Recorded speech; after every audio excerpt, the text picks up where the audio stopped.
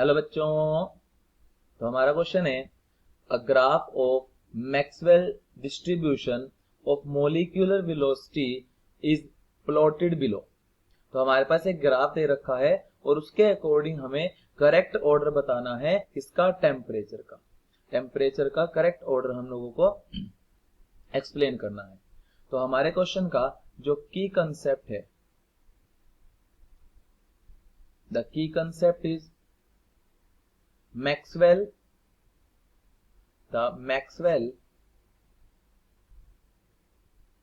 distribution curve. Maxwell distribution curve. तो Maxwell distribution curve के according हमारे ग्राफ के अंदर क्या होता है कि देखो, मैक्सवेल ने एक ग्राफ प्लॉट किया जो कि था,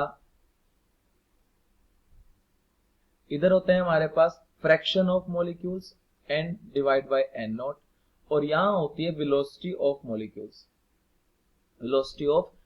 स्पीड ऑफ मॉलिक्यूल्स। तो और ग्राफ जो आता है हमारा, वो ग्राफ आता है इस तरह से।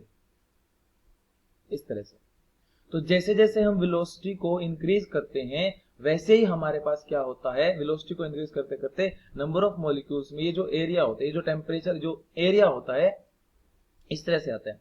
लेकिन ये जो ग्राफ होता है ये है टेम्परेचर मान लो T1 पे। अब हमने क्या किया, इसी ग्राफ के अंदर एक और टेम्परेचर पे एक्सप्लेन किया, एक और टेम्परेचर पे हम नंबर ऑफ मॉलिक्यूल्स को एक्सप्लेन करते हैं। तो फ्रैक्शन ऑफ मॉलिक्यूल्स अब जो आता है वो आता है ये ग्राफ आता है हमारे पास किस पे, एट टेम्परेचर T2 पे। This is the temperature T2। तो जैसे आपने टेम्परेचर की बात की, जैसे आप टेम्परेचर को इंक्रीज कर रहे हो तो हमारे पास क्या होता है, देखो मॉलिक्यूल्स के अंदर ये जो वेलोसिटी होती है इसको बोलते हैं v most probable velocity. This is the most probable speed. ये होते हैं हमारे पास मोस्ट प्रोबेबल स्पीड, और यहां होती है एट टेम्परेचर 2 पे मोस्ट प्रोबेबल स्पीड। तो जैसे ही आपने टेम्परेचर को राइज किया, हमारे पास ये जो एरिया होता है उतना ही क्या हो जाता है, फ्लैट हो जाता है। एरिया जो है उतना ही फ्लैटन हो जाता है।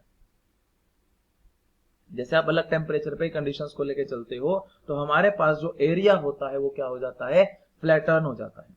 टेम्परेचर के बढ़ने से एरिया क्या हो जाता है, फ्लैटन हो जाता है। तो इस ग्राफ की अगर हमें जो गिवन ग्राफ है, इस ग्राफ की अगर मैं बात करूं, इस ग्राफ के अंदर T3 जो टेम्परेचर है, T3 टेम्परेचर पे क्या है, एरिया मोर फ्लैटन है। फिर T2 पे है और T1 पे एरिया जो है ग्राफ का बहुत ही कम है। तो हमारे पास अगर मैं अकॉर्डिंग टू मैक्सवेल डिस्ट्रीब्यूशन क्या लो आता है हमारे पास, according to Maxwell distribution at lower temperature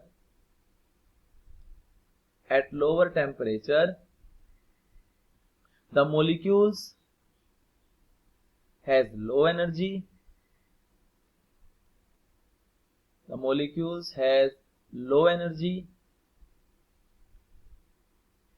अगर मॉलिक्यूल्स की एनर्जी कम होगी एंड मॉलिक्यूल जो स्पीड होती है v, that is also low, velocity is also लो।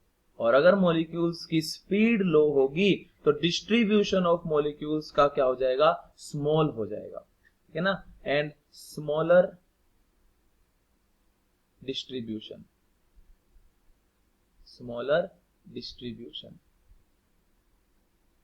तो अगर आपका डिस्ट्रीब्यूशन भी स्मॉल है टेम्परेचर, तो कम टेम्परेचर पे कम डिस्ट्रीब्यूशन होगा। तो हमारा टेम्परेचर 1 है तो इस पे डिस्ट्रीब्यूशन क्या है, देखो कम है, कम डिस्ट्रीब्यूशन है। तो सबसे कम टेम्परेचर क्या होगा, T1। हमारा आंसर आएगा T1, ये सबसे कम टेम्परेचर है। उसके बाद आएगा टेम्परेचर T2 और फिर आता है टेम्परेचर T3। तो our correct option is 2, second. I hope you will understand it well.